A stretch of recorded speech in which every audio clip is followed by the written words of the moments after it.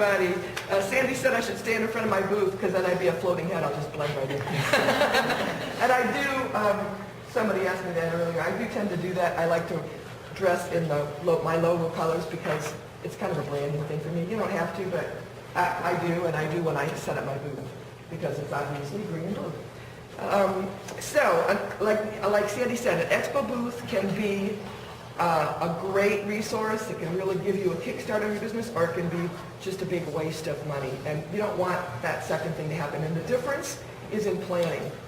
The first thing you want to do, and it's step one, you'll have the tips there on your little sheet. You can kind of follow along with me. Step one is planning well. Create a plan before you start. Don't wait. I can't even tell you how many times I've had somebody call me up 1 or 2 days before an expo and ask, can you help me with an expo booth? Can you help me with a display of some kind? And the shorter answer is not now. Maybe a week ago when it worked, or 2 weeks ago. You cannot wait till the last minute to decide what you're going to do with your booth. So first thing you want to do is come up with a plan, and the main thing about your plan is what you want to think about with your plan is, what do I want to accomplish? What are my goals for this booth? Do I want to attract new clients? Do I want to just get the word out about my business and be a presence in the community? Do I want to attract certain type of clientele? What do you want to do? What's your goal? What's your budget? You know, you've already, like Sandy said, you've already paid for the booth, so, you know, you've already put out some money. What's your budget for the rest of the stuff? Make sure you leave something in your budget for your actual booth and making sure you stand out from the crowd and having things to give away and that sort of thing. So make sure you have some kind of a budget for it. Look at your target audience, who you're trying to attract. For me, I work with businesses, so I like to attract other businesses when I set up a booth. So other people might want to just attract the general public. You know, if you're doing gift baskets, or if you're doing cake drops, like remember, there she is. You're right in front of me.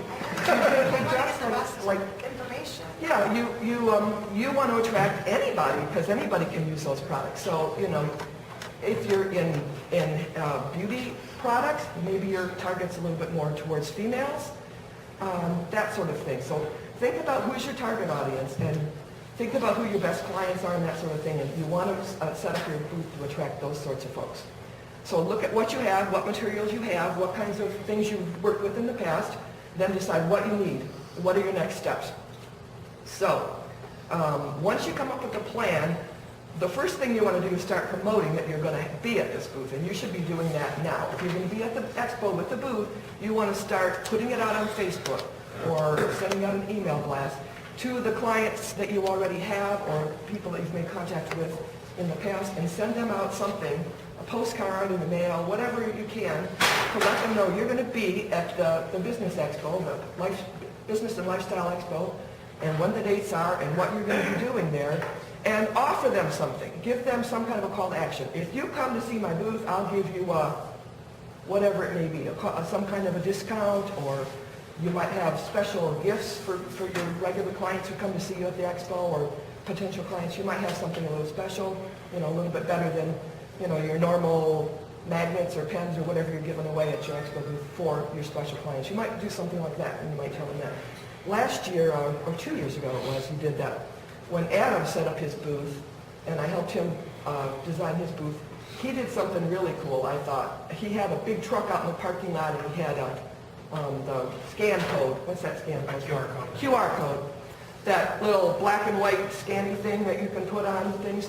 Those are kind of cool. You know, you can find my scan code at the expo and, you know, see if you can win a prize or something. That's kind of what Adam did a few years ago, and that was pretty cool and pretty fun. People were really into it. How'd that work out for you? How many? There were probably 30, 40 people who actually scanned Yeah. off the truck in the parking lot. Nice. And it came in, and because the code actually called them to come into our booth and scream a phrase out loud. And we created So quite you a had buzz. people screaming at you? We won most interactive booth that year. So Beautiful. yeah, we had people were screaming out loud at the top of their lungs in the arena. So So if you can think of something unique like that to do, that's pretty cool, and you can get your folks in that way. And you started letting people know that you were going to be doing that ahead of time. That's a great thing to do. So promote your booth. Even on your website, put up if you have a website that you can you can customize, put something on there that you're going to be, where you're going to be. So, and then tip number 3 is stand out from the crowd. And I think that's really important. When you're at the expo booth, people walk in that door and they're overwhelmed by the sights and the sounds and all of the things going on. If your booth doesn't stand out from other booths around you or the other booths in the arena, they're not gonna notice you, and they might not even come to your booth. So I think it's important to have some really nice graphics. It's important to have some height on your booth. This is I designed this booth because it was lighter and easier to carry around, which is another part of what's important. But I do have some height, and people will see this, and because it's unusual, not a lot of people have this style of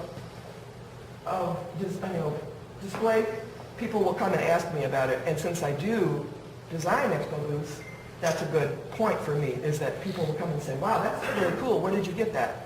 And I always tell them, well, I designed it. And if they want to, then the next question is, how much is it? How much would it be? But, so that's a good draw for me, to have something like that up that's unusual. Something with some height is good.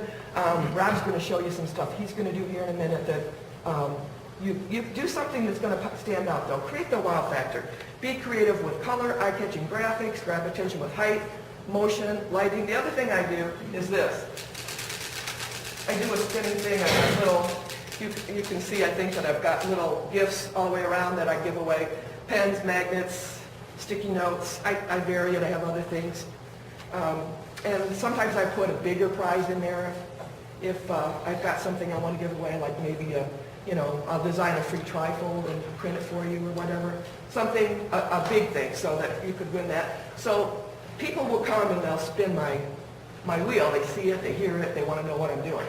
So if you're doing something at your booth, that will draw people in too.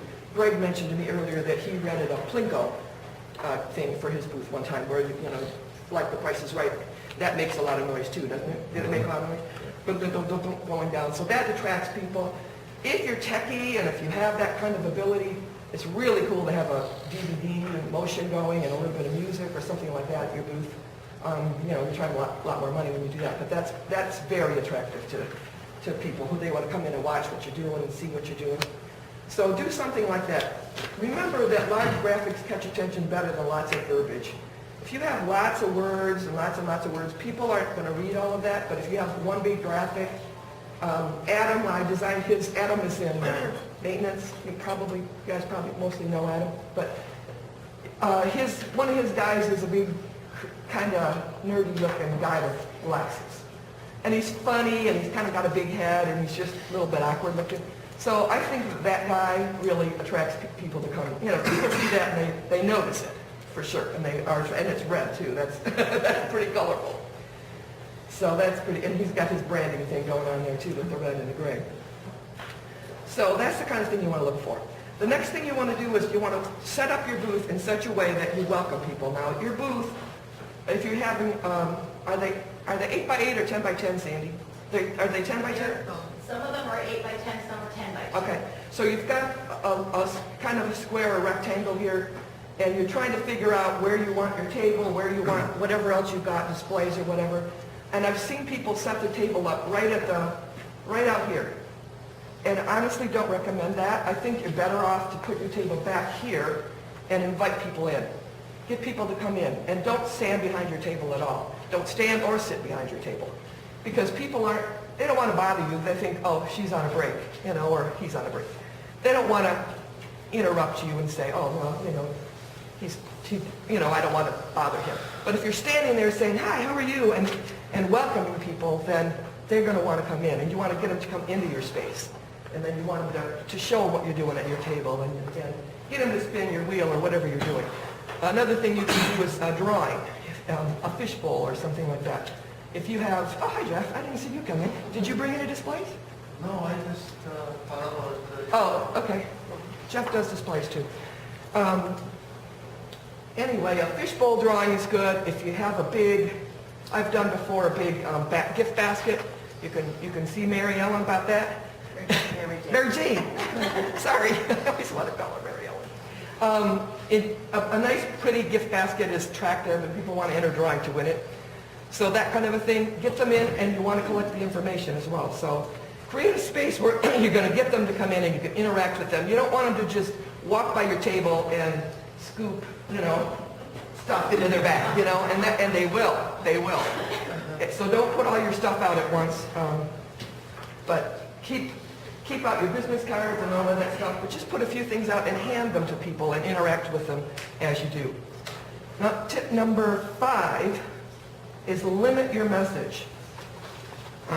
If you have a lot going on with your business, if you offer several different product lines, if you offer a lot of different things that people can do, you might want to focus on just a few things and not try to tell them everything about it because you'll be overwhelming them. So stick with your one or two major messages and focus on the most powerful one and make it memorable. Okay.